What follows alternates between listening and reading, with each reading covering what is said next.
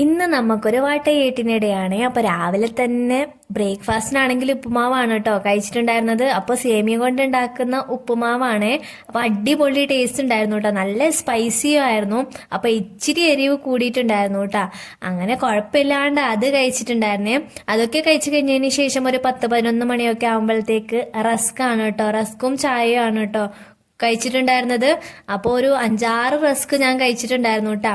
അങ്ങനെ അതൊക്കെ കഴിച്ചു കഴിഞ്ഞതിന് ശേഷം പിന്നെ വേറെ എന്തെങ്കിലുമൊക്കെ ഇവിടെ ഉണ്ടോ എന്ന് നോക്കാൻ വേണ്ടിയിട്ട് ഞാൻ അങ്ങ് നോക്കിക്കൊണ്ടുണ്ടായിരുന്നു കേട്ടാ.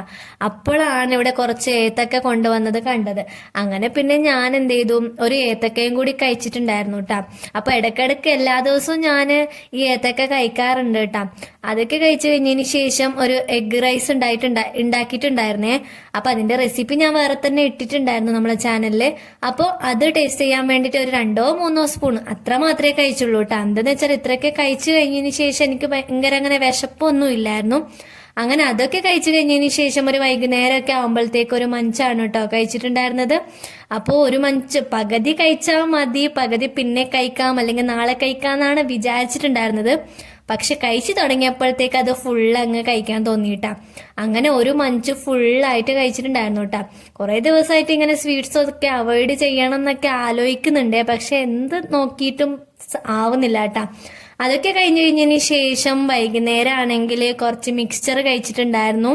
പിന്നെ ഒരു ഗ്ലാസ് ചായയും കൂടി കുടിച്ചിട്ടുണ്ടായിരുന്നു കേട്ടാ. അപ്പോൾ ഈ മിക്സ്ചർ കാണുമ്പോഴത്തേക്ക് ഞാനാണെങ്കിൽ ഇതിലുള്ള കടല ഇങ്ങനെ പറക്കി ഇങ്ങനെ കഴിക്കുവേ.